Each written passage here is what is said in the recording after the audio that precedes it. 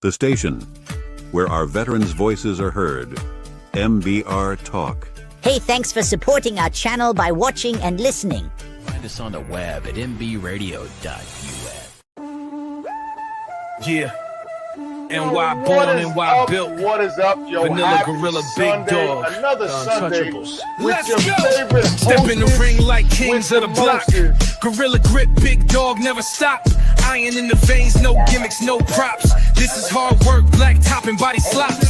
Ain't no flash, just fists and fake. We run through ropes like we run through It gates. can't be. This is crazy. You hear that roar? That's And the if Empire nobody at Shake. home knows who We this the guy is, this is the Big Dog. And he did get a tip from the Brooklyn Prodigies earlier on that they had travel issues, but not due to them being scared or anything like that. But oh my gosh, the Vanilla Gorilla and the Big Dog and the Untouchables Now we run just shows inserted like the city themselves ran. into this Drop tag team. elbows harder than a steel trash can. One shot, knock them flat on sight. Two beats spread for the spotlight fight. They can talk tough, bark loud all night, but in the ring, we bite and we bite right. We are untouchables, NY bred. Two fists swinging, leave legends dead. Joey bring the rage, Dave bring the brain. Together we storm like a runaway train. Untouchable, New York style. We don't tap, we make them snap.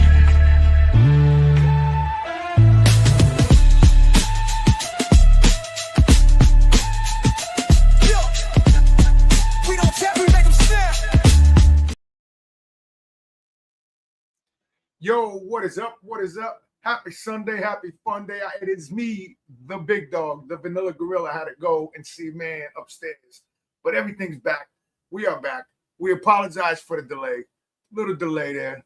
Oliver, I'll be right with you. Give me 1 second. This is Turnbuckles and Stogies Pod. You can find us on all streaming networks, Facebook, Instagram, X, whatever you call us, MBR Radio. So check us out. And right now, we are going to get into our guest. Give me a second. I got to figure this out now. Give me a second. I don't know what I'm doing here, ladies and gentlemen. Nope, that's not what I want.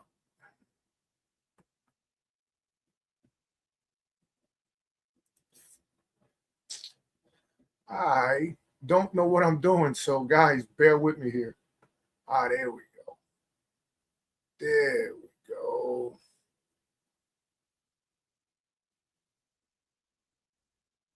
Here we go. The interview of the week is brought to you by Jersey Mike's, a sub above. And let's bring him up.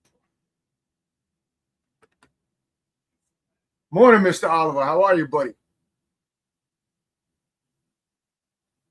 Hold on.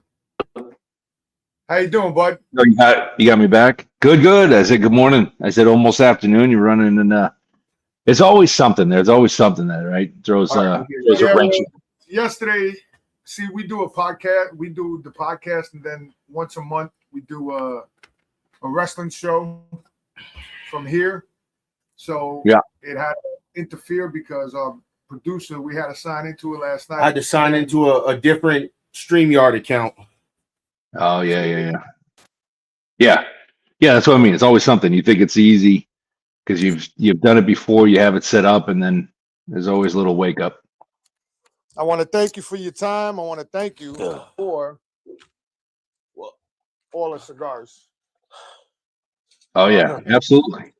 But so tell us a little bit about your company and what is your position and how did you get into doing the cigars that you do, sir? Wow. So United Cigars as a company started in 1901. So a long history.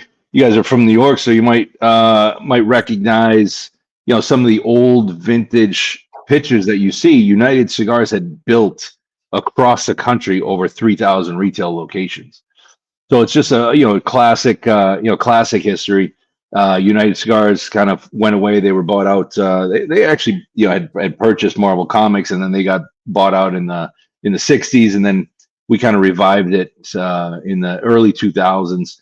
And I started with the company in 2016, just kind of introducing some of the lines that that are our brands, and then United Cigars turned into a distribution company as well, and we had picked up Selected Tobacco in 2012, which is Atabey, Byron, Bandolero, the Alfonso, the Nelson, and so I started with them in 2016, and really just kind of introducing a lot of the lines. Like La Giana's over. We celebrated 30 years of La Giana just two years ago.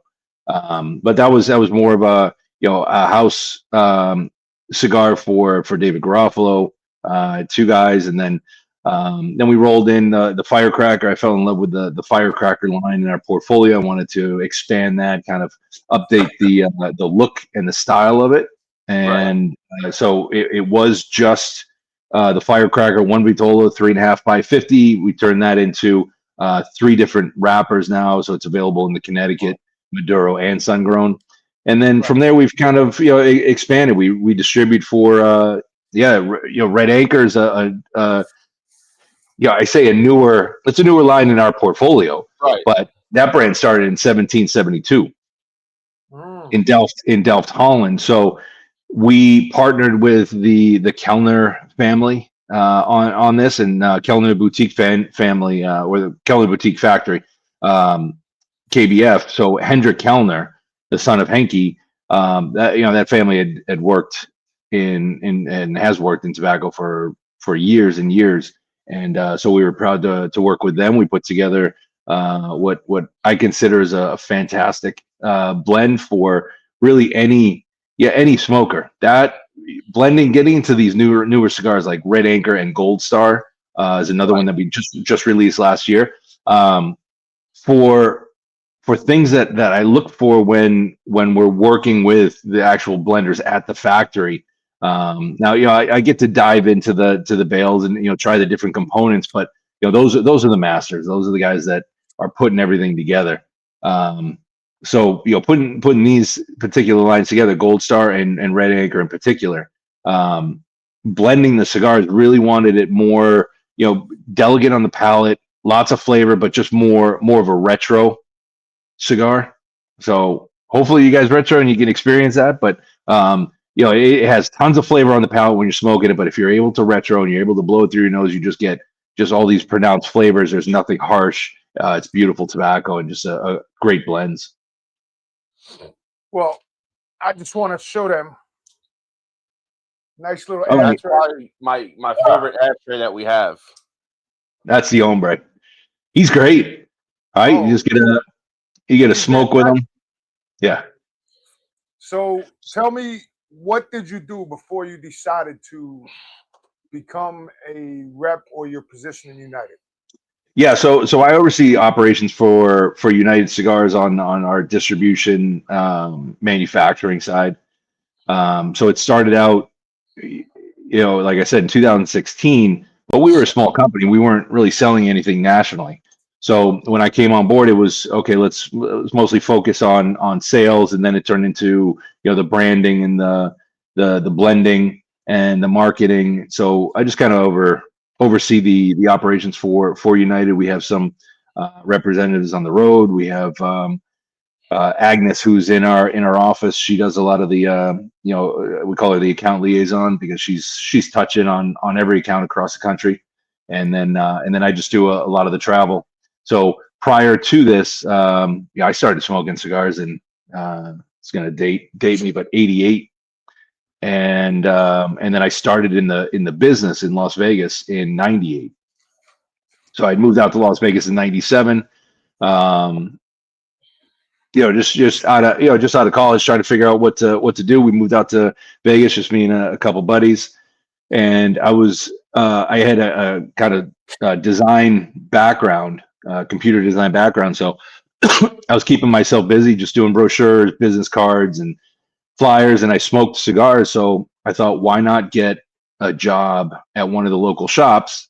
I can get a discount. I can work in the shop. I can, have some fun in the off time. And that turned into a 14-year career with the company out there. And they're the ones that had partnered with Fuente and Ashton to open up Casa Fuente. And we had, at one point, 12 retail locations, I don't know how many, 200 wholesale accounts throughout the greater Las Vegas area and cigarette hostess program. So I worked with them for a long time. We opened up Rum Bar, and then they started to kind of switch. So Casa Fuente was the first introduction to a cigar bar for them, where all the other stores were just smaller, either satellite kiosks or stores in the casinos. So when they opened up Casa Fuente, then we opened up Rum Bar, and then in between there, they opened up Tacos and Tequila at the Luxor. So they started getting into more the hospitality side, and it turned into a long career with them. And then I moved back east and started up with United Cigars. So now, are you living in the New York Metro, Philly area, Jersey, in that area? No. I'm up in New Hampshire. So you're 3.5 hours north of us. Yeah. Just about something like that. Yeah, so I gotta tell you, I was gonna smoke this cigar one day. I left it sitting here, and Joey goes, "What are you doing?" I said, "Smoking." He goes, "Not that cigar. You're not smoking." I said, "Why?" He goes, "They told me to save it for the show." I said, So makes sense. And I gotta say, this is this Red Anchor, man. It's very tasty. It has a little hint of pepper. I mean, I like the size of it. I like the size. It's not too big. It's not too small.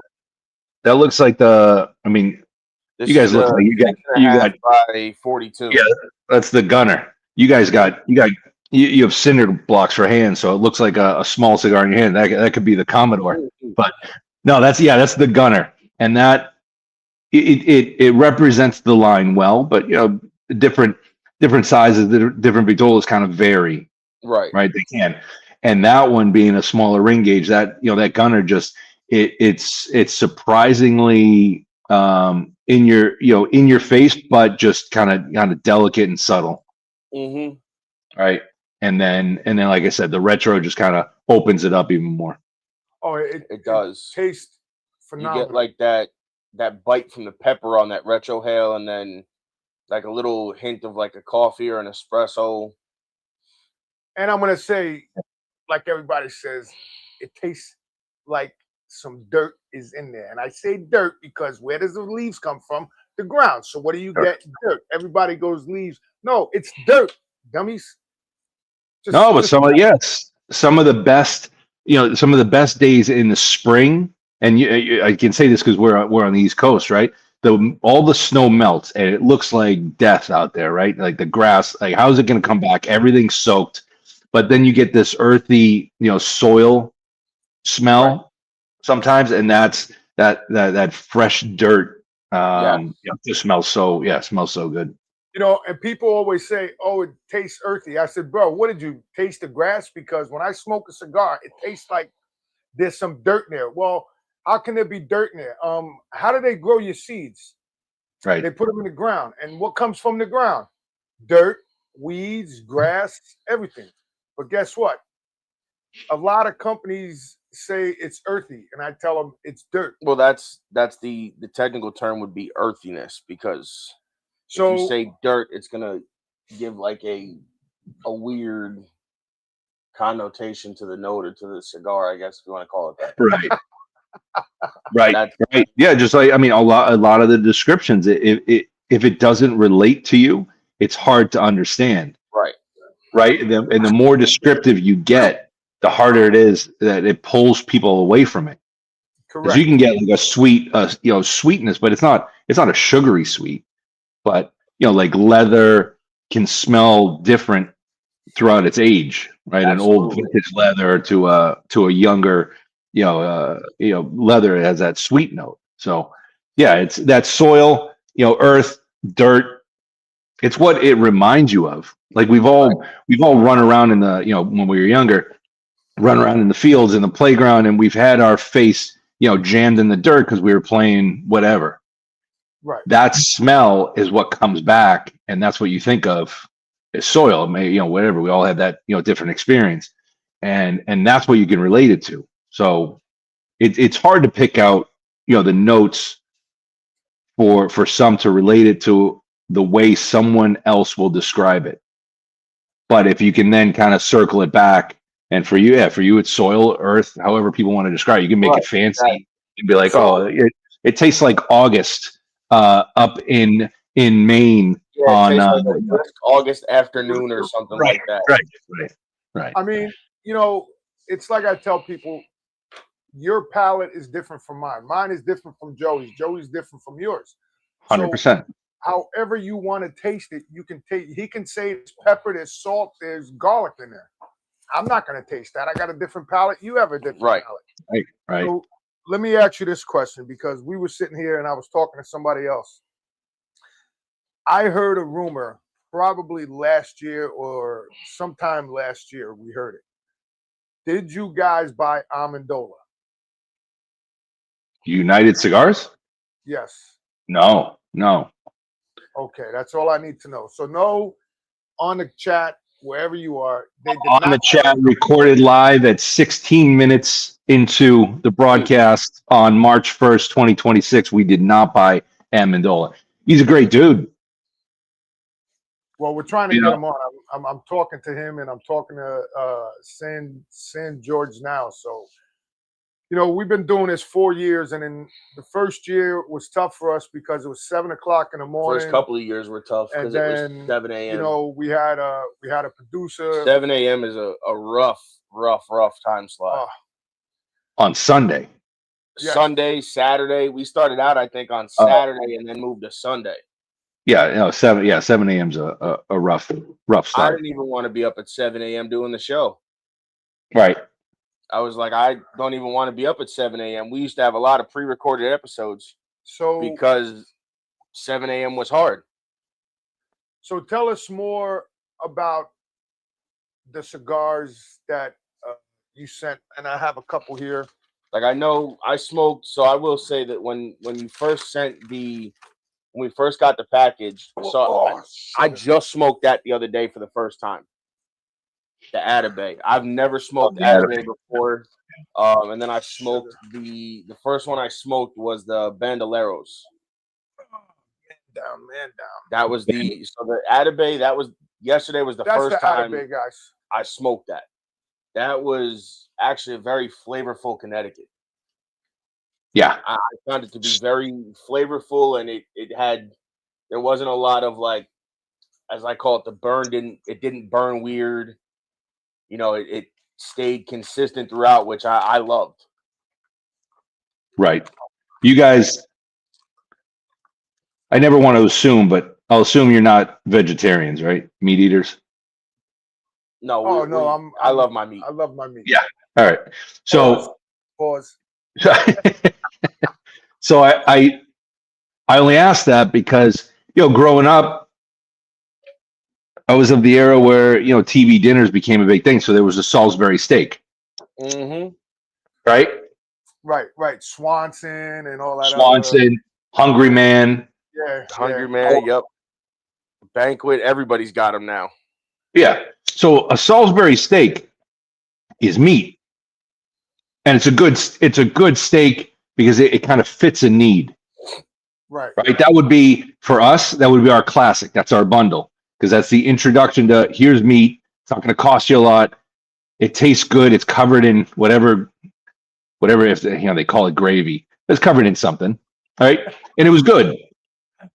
And then as you step up, your palate develops a little bit more. You want something, a little bit better. Have you guys ever had a dry aged steak or Kobe, like Kobe A1? No. Okay. So, and there's probably a reason, because you look at it and you're like, I'm not going to pay that much for that product.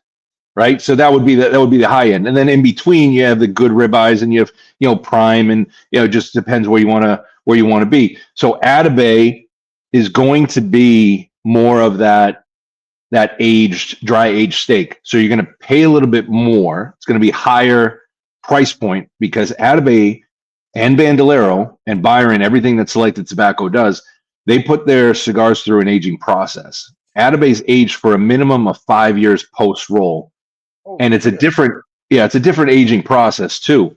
It's just a different aging. Like everybody, in the industry, and what I knew as aging before was, if I put a cigar in my humidor Yeah, the Byron. That Byron's aged for 5 years minimum post roll. So if I put a cigar in my humidor, By the way, you smoked which one? I actually smoked the Gold Star. I have like 3 of them left, so I'm pacing on them. Yeah. And that's that. So the Gold Star would be like a prime ribeye, right? Quality tobacco, great construction. Hopefully for you, right? There's always the one that you send and it's like, oh, it blew up on me, or it did this, or did that. It happens. But so that would be like a prime steak. So going back to like Atabey, Byron, Bandolero, the process that he puts his cigars through is unlike anyone in the industry, because he'll take the cigars, they're rolled in Costa Rica. He brings them back to Madrid, Spain, where they'll sit in an aging room with 5 different cedars. So he uses, and sometimes the blends change. He started using Peruvian cedar too, but it's typically Cuban, Spanish, Mexican, Brazilian, Lebanese cedars, all different percentages from ceiling to floor. And then he'll lower humidity and then raise it back up over the course of 5 years. So the cigar is actually shrinking when the humidity goes down. So it's purging any other impurities, to the point where it's almost, drying out, but not to the point where the leaves are drying out completely, if that makes sense. And then when he brings it back up to past 70, it's breathing in all the moisture that's been soaked up by the wood and then brought back into the humidor. So those flavor notes are going in, but it's not like a heavy cedar, right? But it's just very clean on the palate.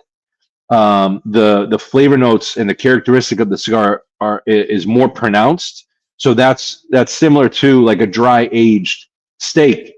If you haven't had it or you've heard about it, it just has the flavor notes that are more pronounced, but everything just kind of subdued, like a Scotch, a whiskey. Right, a 12-year-old Macallan is very different from a 25-year-old Macallan. Right. The heat's kind of taken away, but all the flavor notes are pronounced. So that's the Atabey Byron. On that note, we're going to take a break, and we'll be right back with Oliver from United Cigars.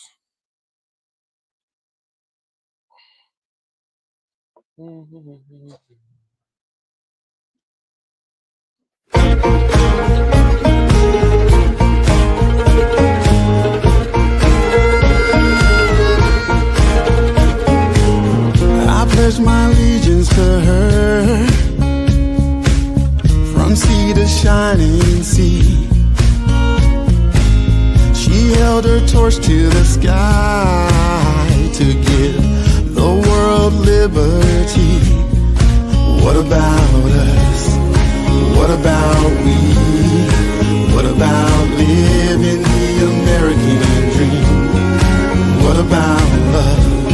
In God we trust. These are the things they want us all to believe. What about us? What about we, the people? What about us? What about we, the people?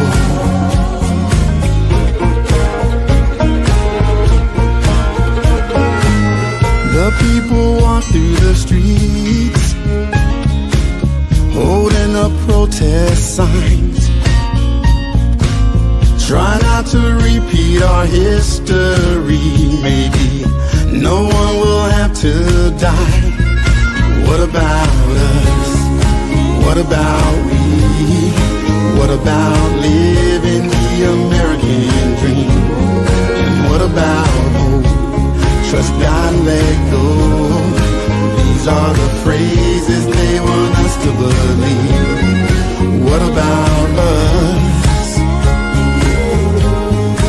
What about we, the people? What about us? What about we, the people? And right now we need a hero, someone who will stand and fight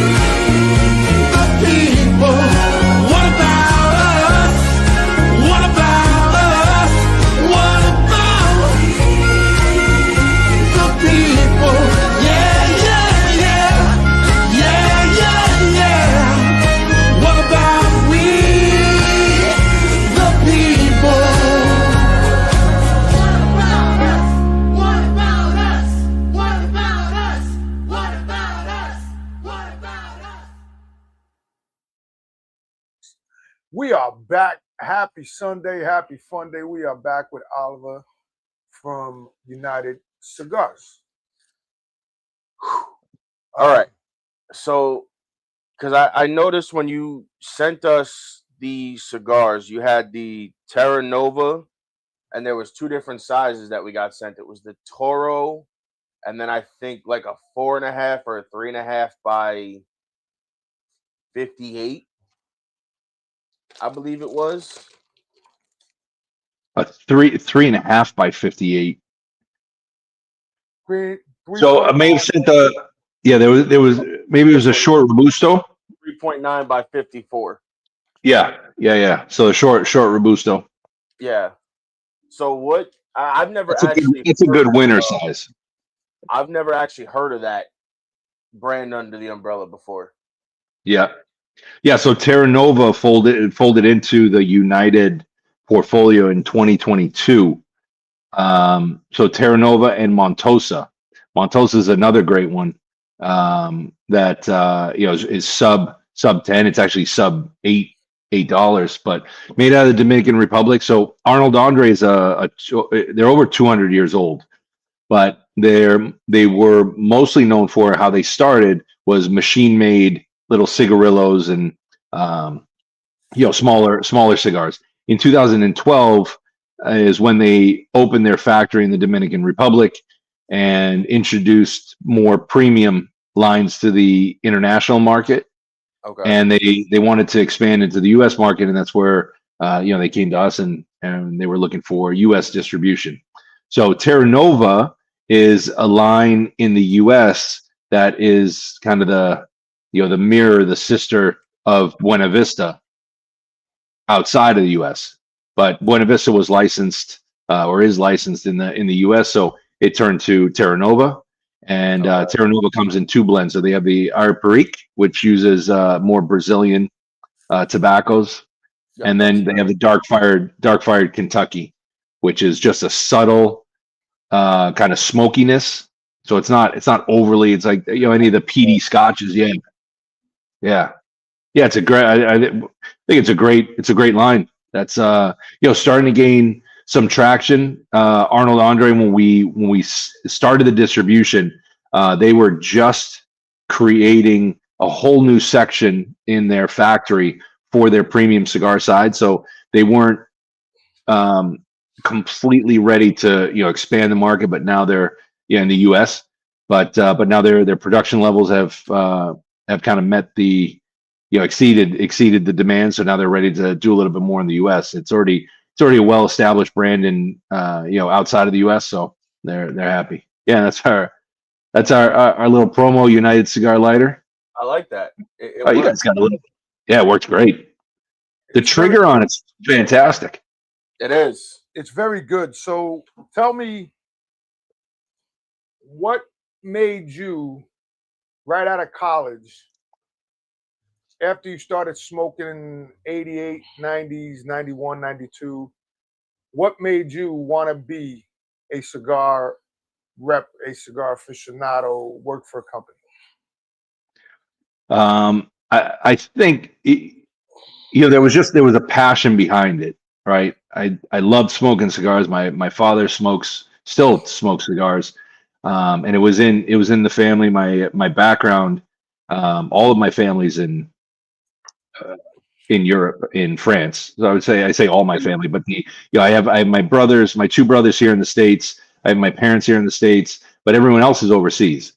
So going back for holidays, everyone's, my uncles were either smoking filterless, Gitan cigarettes or cigars. So I just kind of always, smelled it. I was around it. My father smoked cigars. So when I was 16, I grabbed my first cigar. And then when I moved out to Vegas, as I mentioned, I was already working, but I was kind of doing some freelance work because it was going from Boston to Vegas. Cost of living was more than half, right? Less than half of what I was paying in Boston. So I could afford to live in a house with my two buddies. We were paying $900 total for a 3-bedroom house. Wow. So we were living. We were trying to figure out, the directions we all wanted to go. I had the marketing background, so I started interviewing. I almost worked at the Mirage, but it was kind of too corporate for how I like to work. Right. And so like I said, I was just freelance. I was doing tray liners for Carl's Jr. Business cards, and because back then it wasn't as easy as it is now to get something done. You had to have somebody, graphic artist to put things together for you. Right. So I was doing flyers for local radio stations, and just keeping myself busy. And then wanted the part-time job at a cigar shop, and that's where it kind of evolved rapidly. I think I worked in one of the stores for, I don't know, within the first year I was managing one of their stores, because again I had a passion for it. I had the knowledge of it because I was reading a lot of the books that were out back then, on cigars and tobacco, and so it just rapidly turned into a full-time career. And then I went into the corporate office and started doing the marketing and web design, and it just turned into 14 years with the same company out there. Wow. So yeah. Danny said Atabey Spiritus is one of my favorites. Mm.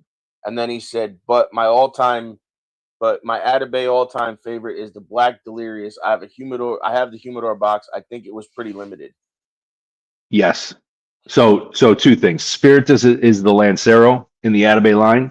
Fantastic. So if you like the Gunner, right? The Spirits is going to be a little thinner ring gauge. It's a Lancero. This is a Lonsdale, but the Spiritus is it's just kind of it's turned into a fan favorite, I'll say, because it was a little more limited. All of Nelson's productions are pretty limited, and the Spiritus was just introduced just a few years ago. So when he is blending something new or a new size, it's a very limited production. Typically around 300 boxes. So very, very small. So when it released, we didn't know, and he wasn't sure if the US market would accept the Lancero, because it's always been said that Lanceros are loved, but they're never purchased, right? You see a lot of retailers that will have one or two boxes, and they say, it's not a big mover for us. But then you do have some retailers that love a Lancero, and they have a wide selection. They do very well with it. So it's just not a big seller when you look at all the different sizes. Toro is number one, and then a distant second is Robusto, and then everything after that. So the Spiritus is fantastic. The Atabey Black was another one that was the first NFT release, and that was 2021, I think, right after COVID, we released the NFT, and it was conceptual. We just wanted to see what the market would say to an Atabey having a dark, Maduro wrapper on it, when it was just known for this lighter Ecuadorian Connecticut shade. So we did the NFT, and but we did it very differently. Well, our Atabey Black NFTs were sold for $1,200, which was at the time the cost of a box of Atabey Black. So it wasn't this purchasing a license so that you could have it for the future at these very elevated prices like some of the other NFTs. And those companies did a great job with it. They just did it very differently. And when we released the NFT, it was just completely unknown. I had just come back from a weekend and heard about all these NFTs being sold for 300, 400, however many thousands of dollars. So I said, well, why don't we do this NFT for Atabey Black? Because Nelson had come to us about the Atabey Black Ritos and said, hey, I'm kind of working on this. What do you think the market would think? It's not going to be ready for a few more years. And how do you market something that's only 300 boxes, one size of a new blend? So that's where the NFT idea came up. And the Atabey Black originally, when it launched, was only 300 boxes. So it went to our branded lounges and the NFT holders. So it is very, very limited. Let me ask you this. So we go to JR's in Paramus. Paramus. Yeah. And how do you decide what goes into what shop and what licenses you need in order to do that? I wish we could decide, but we do a little bit. I wish we could decide if the retailer is going to be allowed to carry stuff, but the retailers, that's their domain. They decide what they want to carry and what they don't, and we present it. So for us on our portfolio, because Atabey, Byron, the Nelson and the Alfonso are in such limited productions, those we just kind of have to hold because we don't want to get into the the chase game where we open up 300 accounts, we have 300 boxes, and then everybody gets a limited amount, and then it's sold out or it's back ordered and they won't see it for another year. So we try to limit the accounts and we try to manage them properly. And there are some that JR shop we don't do any business with them currently, but it's not always, I don't want to say by choice, but we try to align ourselves with the right retailers, and retailers try to align themselves with the right product that's going to sell on the shelf. So we're heavily focused on brick and mortar. We don't do a lot of business or any business with the big online discounters. So we try to do our part to maintain the integrity of the brands, right, and keep those price points so that brick and mortar can survive. Because we all need. Look, you guys, it looks like you have a nice little lounge and you can smoke. You're not in a shop, but and I think I heard you on one of your other shows. You're saying, yeah, you can't always get to a lounge, and sometimes you just want to smoke, right? But going to a lounge and interacting with other cigar smokers and networking for whatever businesses we have or we're in, there's a lot to say about that. Like that holds weight. Right? We can't just all smoke by ourselves. So the more we're just focused on, I'm going to buy this because it's at a great deal, or this is a closeout. Well, then that hurts the brick and mortar. And if we don't have the brick and mortar to support, then it's going to be a challenge for all of us. So now, do you do anything with anybody in like New Jersey, like what's her name? Cigar World. Yeah. Oh yeah, Hina. Mm-hmm. Absolutely. Yeah, Hina's great. She's been a supporter of ours for a number of years, and she's got the firecracker. She's got all the Atabey Alfonso. She's got some classic in there. She's got firecracker. I think she's got United, Red Anchor. So I think she's got the Gold Star too. And Gold Star, yeah. She's got. I'm pretty sure I've seen that in there. So now the firecracker. How did you essentially come up with them, and how did you get it to where you can partner with like McAuliffe and JFR and the other companies? Did you guys approach them? Did they approach you? How did those partnerships come about? Yeah, so the firecracker was kind of an original in 2006 by David Garofalo. It was an in-store exclusive at first, and was released in 2007 as the firecracker with at the time with Pepin. So that's why you'll see like the old bands. It was just the Pepin blue band on it, the original. And then the first collaboration started was in 2010. That was with Tatuaje. And then it wasn't really established as a cigar that was going to have a yearly collaboration until 2015, where LFD was, I think, the first collaboration. And that was, so it depends. Like sometimes we approach the manufacturer, and we've been approached by manufacturers. So it just, if it can fit, if it can work, then we'll work together. So from LFD, it went to Roma Craft, and we've done Christoph, Perdomo. You mentioned we did the Lunatic. There was one and McAuliffe this year. The Irish Car Bomb one you guys did too. Yeah, the Irish Car Bomb. Yeah, I remember that because that was right there, bro. I think that was like my first introduction into the firecrackers, because we had went and bought, I forget where, I think I'd bought like a bundle, which was like the 4 or 5 packs or whatever. A 5-pack. And they were fantastic. Yeah, thank you. They were good. I enjoyed it, and it was my first introduction into that really short size. Right. And so that, and from there out, it became a sought out thing that I've looked for. Every time it releases, like the Lunatic one, I didn't get, but that's okay. right. But there's been other ones that I've gotten my hands on that have, again, I guess it's because of the size would be one of the reasons why a lot of them are so good, because it compacts all the tobacco into a very short smoke. Right.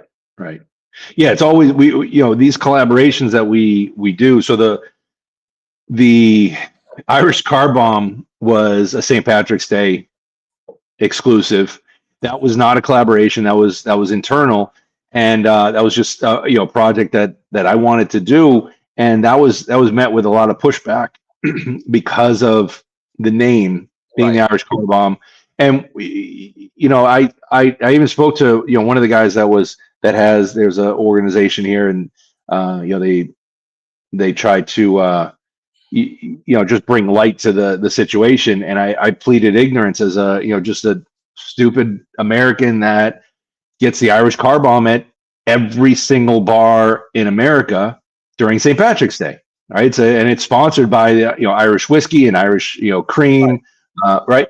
So, and an Irish Guinness, right? So I said, look, it's just based on that, but I can understand and I can sympathize, and it's a one-time run where we're not going to do it again, so we understand. But well, yeah, the Irish Car Bomb was kind of a start into us doing our own special editions. But then, yeah, we do other special editions, and sometimes, like I said, we approach the manufacturer, and sometimes they'll approach us. But we did like the elote firecracker with Rojas. That was the street corn to go along with their street tacos, and that was for Cinco de Mayo. And so we're always working with different manufacturers, and it's a way for them to have a good representation of their line, but make it into obviously the firecracker format, but also give it that firecracker punch. But it's their packaging, it's their blend, so it's a representation of them. But it's just a way for both sides to kind of get into the market and let people know that, hey, that we got something unique and something special. And it starts a working relationship with you guys for maybe something down the line, to do more together as well.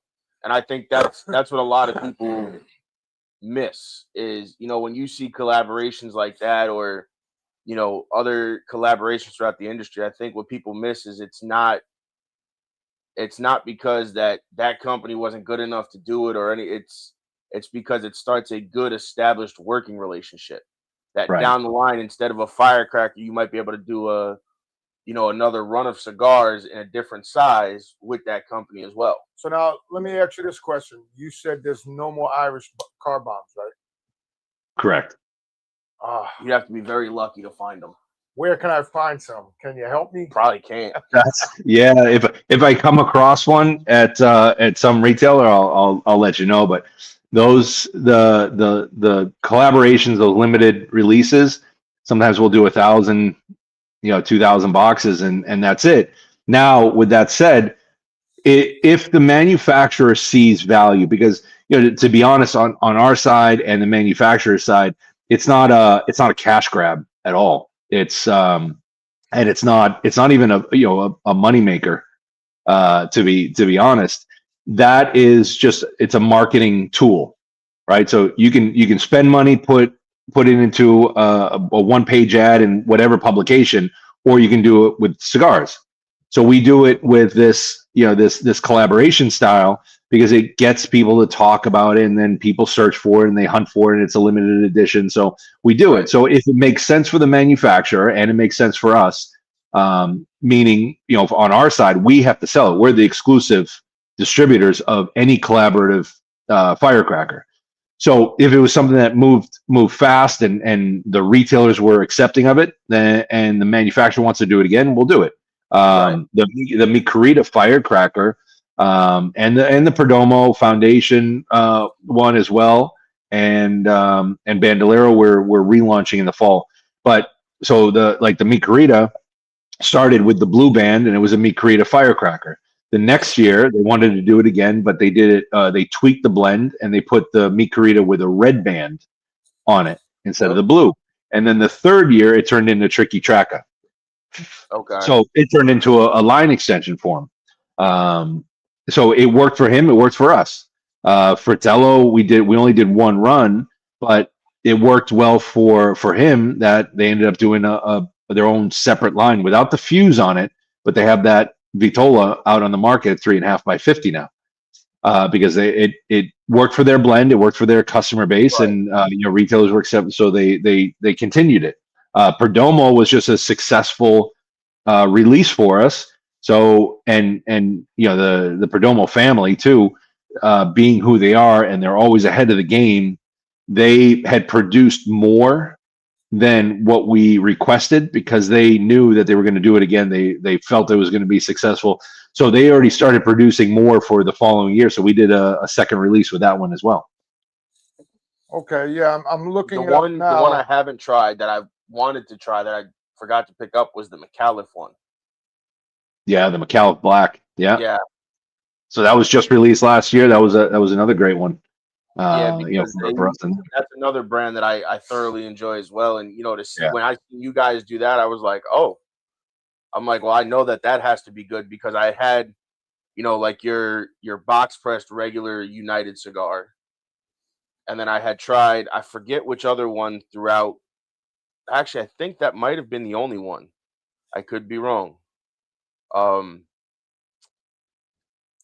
the box, if you had the box pressed, that was the original. Like there was the original United that was box pressed, and it had the old United shield on it, and it had this more of a. It was like a distressed band kind of, right. And that was box pressed. And then that turned. We updated the packaging, and it was still box pressed. But then we were having a hard time sourcing, some of the tobaccos that we used. Brazilian Matafina being the main component. And so we had to change the blend. And when we were changing the blend, I'd smoked a few in the round, not box pressed, and just felt it was great. Plus, at that time, we had done the Aladino box pressed in our cigar bar, and it just kind of turned into the United turned into a round cigar in the round as opposed to box pressed moving forward. So yeah, if you had the box press, that's old. That was one of the first ones I think I ever had from you guys, and then throughout the years, it's I think I had smoked the Bandolero maybe once or twice that somebody had given me, and then there were lines that like I didn't know you guys were, there was that you guys had so many different lines under your portfolio. Right. Yep. Like I had seen the Yaya, I had never smoked it, but I seen it. I didn't know you guys distributed that or you guys make that. Like there's so many lines, and it's too everybody. Certain companies have so much under their umbrella that sometimes you don't even realize that you're smoking a United cigar, you're smoking a General cigar because it's a brand like, the Terra Nova is a little lesser known brand. And then you have like I've seen the La Mezcala Cubana. I've seen that before. I've never smoked it until you had sent it, and I thought it was a great cigar. At $6, well, and I don't know what it is in New York, but it's a $6 retail. Now New York has a high tobacco tax that consumers need to understand. Yeah, it's not the retailer that's trying to just get more money. It's that 75% tax. So New York, you have to battle that as a consumer and the retailer, which they are. There's a good, great organization that's fighting that as well. But the La Mezcla Cubana is a cigar that has received higher ratings than even our Atabey in the past. Like Atabey, we had received some 90, 88s, and but everyone that smokes it, consumer-wise and retailer-wise, they love it. But a lot of the ratings, they also then they mention the price point, and they say, well, we don't use the price point as a factor, but and then they talk about it. So, but La Mezcla Cubana got a 90 in half wheel. So it's a great little smoke. And you brought up price point, which is a big thing, because sometimes like I strayed away from brands like the Byron and the Atabey and stuff like that because of the price point. And again, that's not a knock on the brand themselves. Correct. I always say that the price point is not a knock. Me not buying it is not a knock on the brand. Right. It's just I didn't want to pay that much, and again, that's just me. Right. But having smoked it, having smoked the Atabey, it's not something that now smoking it, it might be something that I might go in and buy every so often. Right. Because I've smoked it now. I know what it's like, and I know that I'm not getting, because I've bought cigars that are expensive that I felt when I smoked it, I wasted my money. Right. 100%. Even at the $10 range. Right. And that's why sometimes, like, when I see those higher price points, I'm like, I can't, because once you've been let down one too many times by the higher price points, it's like, why am I going to keep spending money on expensive cigars like that to turn around and just be disappointed when I smoke it? Right. Yeah, we've been tricked as consumers so many times that it's hard. On that note, we got to take a quick commercial break. Oh, got it. You got it.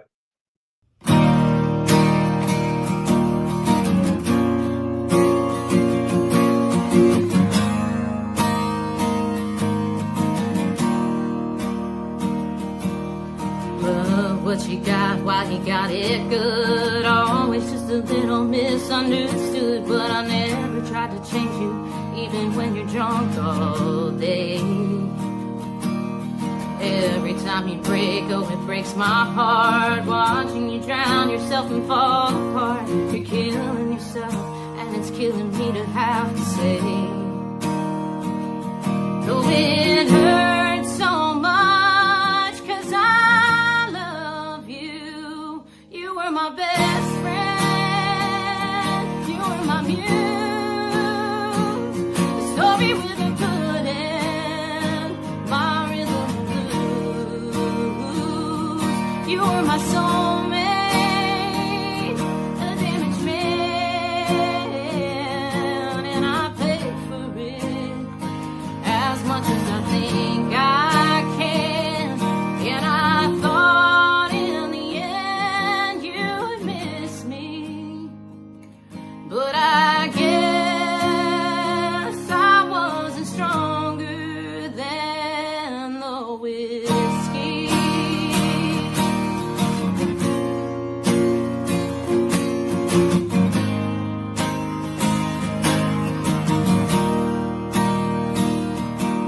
I've heard it only hurts 'cause you love so deep. Letting you go after all the cheap shots you take of me and Jameson.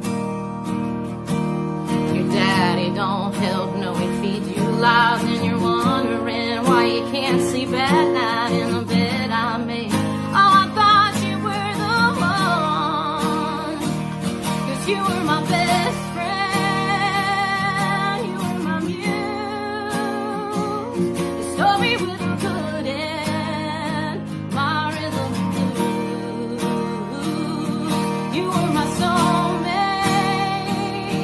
A damaged man. And I paid for it. As much as I think I can. And I thought in the end you would miss me. But I guess I wasn't stronger than the whiskey.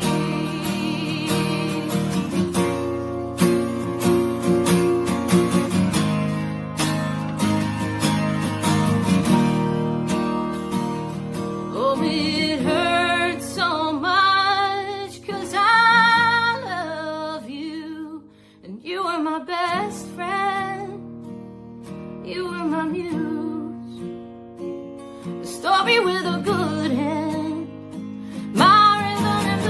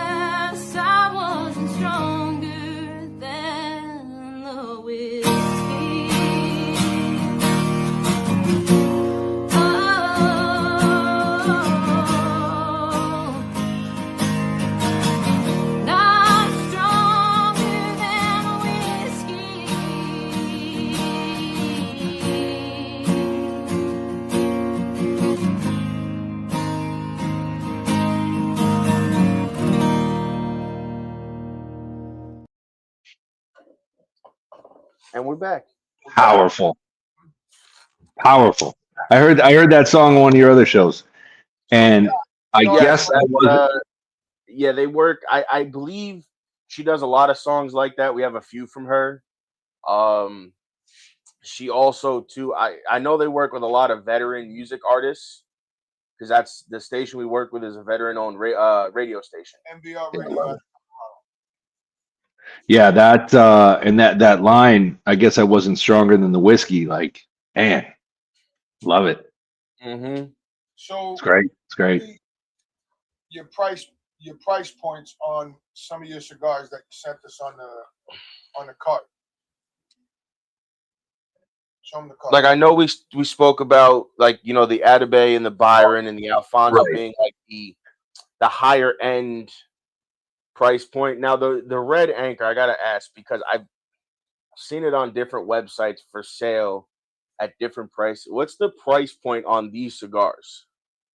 So Red Anchor should be right, like that Gunner should be right at the $20 price point. Okay. The Captain is the Robusto. That should be 20. Right around there. Now you go to a brick and mortar and they do something special for box purchase. All right, we allow that, but we try to protect it. So even our retail partners that have an online presence, we try to protect that price point. Right. Because we know online sales are going to happen. Right. They have to. Because we don't have access to some don't have access to a retailer within an hour of them, right? New Jersey, you're saturated, right there. You got a bunch of great shops all around. But yeah, some cigar smokers don't have that access, so that they have to purchase online. So that's why we try to protect it the best we can. Talking about Dave Garofalo, however you say his last name. He's not good with names. He's always, that was it. You nailed it. Always with my buddy Matty Rocks. Yeah. What is up with Dave? Is he a distributor for you? What does he do? So David Garofalo started Two Guys Smoke Shop 40 years ago. So he started as a retailer, and then throughout the years, he's built that into. He has his podcast, the Cigar Authority. He's got Two Guys Smoke Shop. Then he started to develop different brands, for his retail side that we folded into United, and then from there, I've expanded a few. But David Garofalo is an absolute workhorse. Always trying something new. Is he like part of United? Is he CEO or?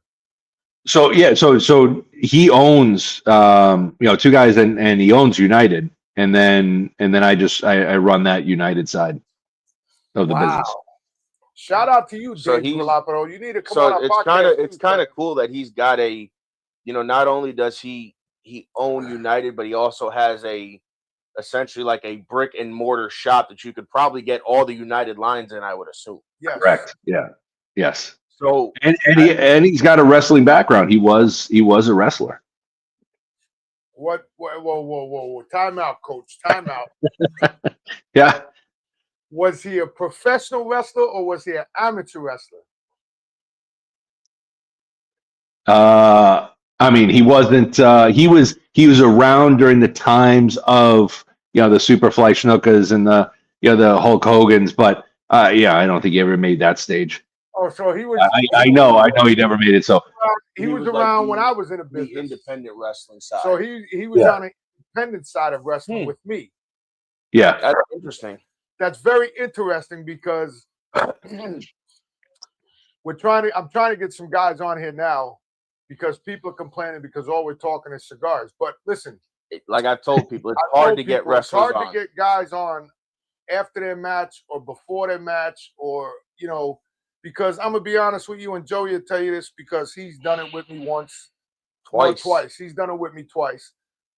And after a show, I walk out, I sign autographs, but when I'm ready to go, I'm ready to go. I'm ready to go back to the hotel. I'm ready to go back, have a beer, have a cigar. We went back after a show, Oliver, and he goes, I gotta go in the room. I said, okay, you go in the room. I'm gonna sit out here. I popped a couple of medications, sat outside with a bottle of Jack at a hotel. it was a fun. I will say it's fun. I had a blast. Yeah. We're gonna get arrested, but we had a blast. That was a whole nother I mean, issue. you know, beside the that's point, a but- that you know. It's no, funny. I mean it's that's what I try to explain to people is it's tough, you know, because after your show, you either want to go, you know, you sign your autographs in the parking lot, whatever, and then you want to go back to your hotel and you just want to unwind. You want to go shower, you want to 100%. smoke a cigar, eat your dinner, go to sleep, whatever you want to do. You don't want to, you know, sit down and have conversations with people. Like after the 2 shows I did, I went back to the hotel. I didn't touch my phone. Yeah. You know, like I called people who called, hey, are you all right? Everything okay? I'm good. Don't worry. I made it out okay. We're fine. I'm in one piece. I'll talk to you when I get home. You know, like and that was how it was. I did a show for the late, great Tony Rumble, God rest his soul, in Ogdensburg, New York. I took my neighbor with me because he was the only one available. My son wasn't born yet. We get up to the place. We get there. I said, where's the video camera? Oh, it's in the car. Why is it in the car, dopey? Oh, you didn't. I don't have to. You're with me. Grab the video camera. You're videoing me. Get the video camera. Let's go. Grabs the video camera. We do our thing. We get back. I said, bro, we're going back to the hotel. Okay, we'll go back to the hotel. I'm with all the boys. They're like, Dave, we need some beer. I said, bro, if you didn't look out the back door, there's a shop that has beer sitting outside. How do you know? I said, come on, man. This is me, man. I'm from downstate. You could sniff it out. I'm from downstate New York. So how do we get that beer? I just don't understand how a bar leaves cases of beer outside their First of their all, building. they said, how do we get that beer? I said, well, there's 5 of us. How about we each just go grab a box? Well, what do you mean? I said, just go grab a box of fucking beer and come back to the hotel. What, are you going to miss it? They'll write it off. They'll call a company tomorrow. They're having a whole truckload. Right. I said, bro, I'm going to grab some beer. I don't know about you, but I'm going to grab some beer. I went and grabbed the beer. My buddy went and grabbed the beer. And we get back to the hotel, and the owner, Tony Rumble, goes, what is wrong with you guys? I said, what do you mean? They go, he goes, how did you get this beer? I said, why are you asking me questions, bro? I said, you fell off the back of a truck. I said, I had a truck pull up. He goes, you're in way upstate. You're 3.5 hours from your house. You don't know anybody up here. I said, whoa, calm down there, killer. I said, I know a lot of people. He goes, fuck it, let's just drink. So we started drinking, and everybody goes, bro, I said, what, are you going to arrest me? What, are you going to come and say you got to pay? Okay, so I'll pay for it. I give him my fucking till that I made tonight. Tony, just pay the beer. We'll take care of it later. But listen, things happen. You do what you got to do. It's like, you know, I was watching a thing today on TikTok where this guy, dummy, walks into a cigar lounge, doesn't know it's video cameraed, walks out with 3 cigars in his pocket. Yep. Of $150 or more. 3. One cigar was 100. What cigar is $150 fucking dollars? Right. Yeah, right. I've seen price points like that, and it's charging me for a box? Yeah. Because I know there's only one cigar, and Tony Atlas does the bodyguard for that. No, that's more than 150. That's Rocky Patel, and that's that's not Rocky Patel. Who is it? It's Daniel Marshall. Daniel Marshall. That's like a $5,000 cigar. That 24 karat gold cigar. Yeah. That's wrapped in the edible gold or whatever it is. Yeah. Yeah. Who's gonna pay that kind of money for a cigar? Believe it or not, you'd be surprised. Are you gonna buy that, Oliver? Because I'm not buying that. Myself personally, it doesn't fit now, and I haven't, because I know it's been on the market for a while. I haven't, but would I do it just to try to figure it out? I might, but I can't smoke that. I know my budget. I can't smoke that all the time. Right. And that goes with the Atabey. Same thing. There are some people that they're smoking that on a regular basis. There are some guys that are buying that, a box a month. Mm-hmm. But that's what they can. I don't want to say afford, but that's what they can roll into. their daily expenditure for cigars. But it's funny, Oliver, like you say, when you go into a cigar lounge, me and Joey show up and we'll look at and I say the cheap side. When I say the cheap side, I don't mean $5. No, I sit between $8 to $15 is what we even sometimes between. 20. When I retired, I said, Joey, let's go to cigar shop. Even we that went to the $8 to cigar $20 shop. range is about the max I'll spend. We went to the cigar shop and we went to Buttheads. I don't know if you know Buttheads. Yeah, I know Buttheads. Yeah. We went to Buttheads. I said, Kevin, give me. And that would be the only guy that might have the Irish car bombs left. If there's any in existence, he'd be the only guy that has them. Matter of fact, I'm going to text He'd be the only person that would have them in stock if he's got any left. Because I'll say to him, Kev, here's what I want. We were at the shop and I bought some loose La Gloria Cubanas, and we left. And this is really good. I said to him, "Damn." Thank I said to Joey, I love this. This is fucking phenomenal. Now I can definitely see the price point on it being worth it. Yeah, thank you. It's not overly priced, and it's fucking delicious. But for that price point, this is probably one of the better $20 cigars you're gonna get. I've smoked quite a few, and there's a few that rank up there, but this is definitely. If anybody out there hasn't tried the Red Anchor, because I've heard great things about it before we contacted you. Yeah, when they first came, when they first came out again, or whoever, I had heard a lot about them, and then people were saying they're good. They're like, you got to try them, and then I would go on and look, and I'm like, I don't know, and then but because I would look and I'm like, oh, I got to buy that, and then I would find 5 other things I got to buy, and then I'd forget. I told people, I'm like, there's brands and companies I've been meaning to try. I said, and then I go on, I look for them, and then I see something else from somebody else. I'm like, oh, let me get that, and let me get this and this, and then I forget to go back to that brand that I originally went looking for. Let's go back to you when you first started smoking your very first cigar. And I asked all my guests this because I'm gonna be honest, I don't remember my first cigar I smoked. Do you remember your very first cigar that you ever smoked? So from what I remember, right, because this was at a time where I couldn't buy cigars. The first box that I bought, because I lived in New York City for a year when I was 15, and I had this fake ID so we could get into some of the music venues, and so it said I was 18. So then I moved back to Massachusetts, and I had an ID that said I was 18. So I went into I think it was a Walgreens, and I bought it was a 50 count box of Sweeties. This just machine made crap that we brought. But I think the first cigar that I actually smoked was, from again what I remember, was a Fuente, because it was in my dad's humidor that I had to pillage out. And I think it was from what I remember, it was the little probably like the Chateau, right? That short, right? The short Robusto. So that, in my memory, that's the first one that I remember smoking. That had to be from his father. That wasn't from Junior. That was from probably his father.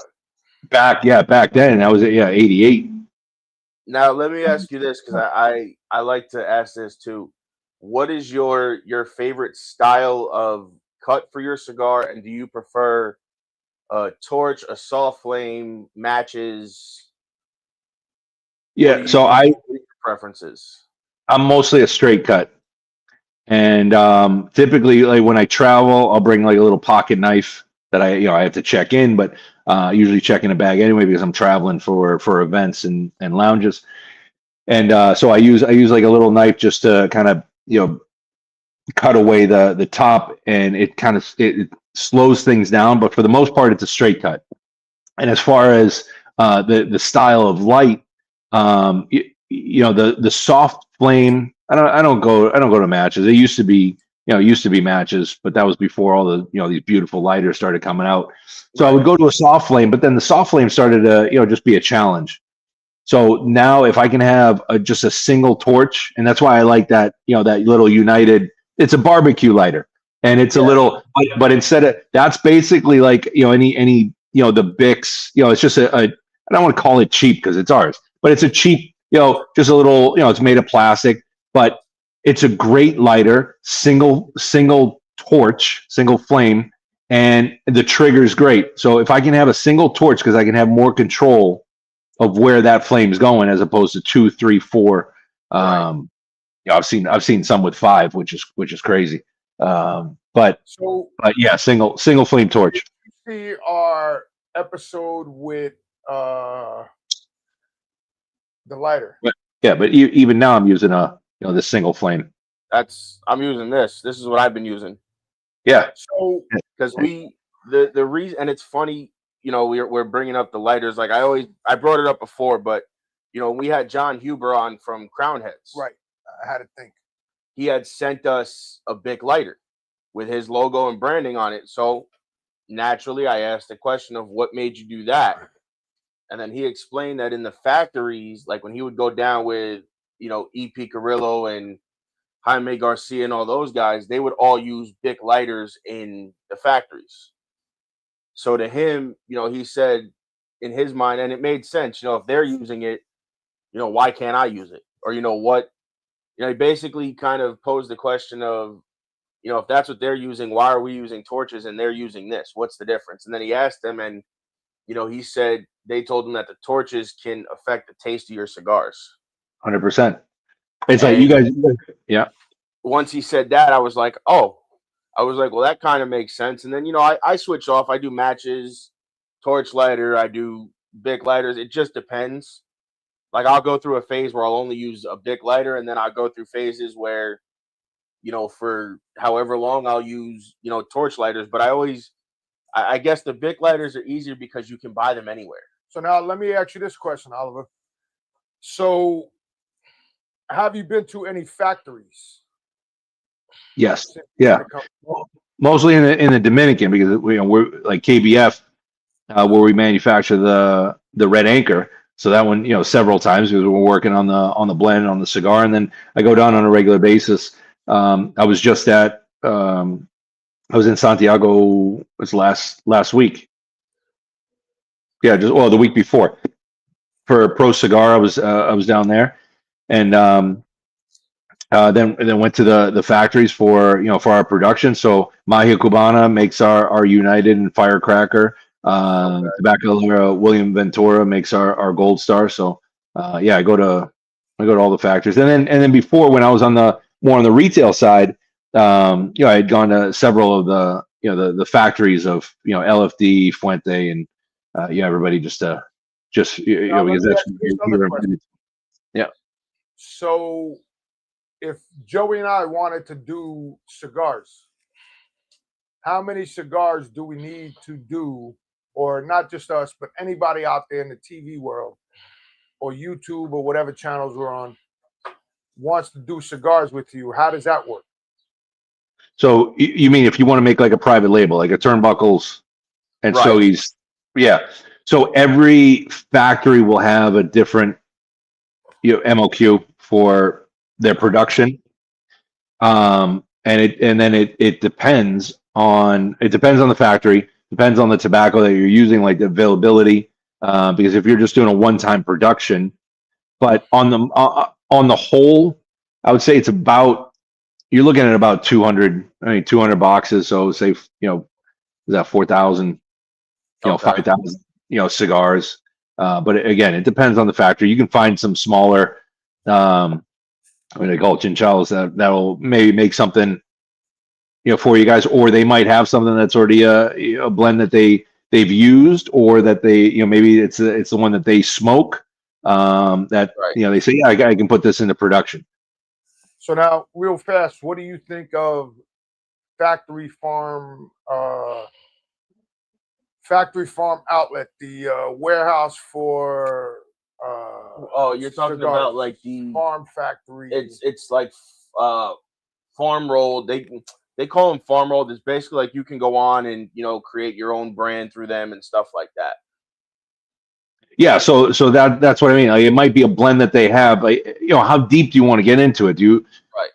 That's why I can't take anything away from the blender. So to say that, was I a part of the blending for Red Anchor Yes, more so, and more so on Gold Star, where I can try the different components that are going in. But it's just like us when we go to a restaurant and we're the consumer, and we order a cheeseburger, say, and we're like I want pickles on mine, but I want grilled onions and I want some jalapenos, right? Because I want a little bit of spice.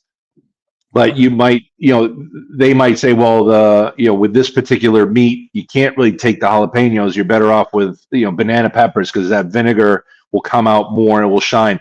So they're really the ones that, because they're dealing with the tobaccos on a regular basis.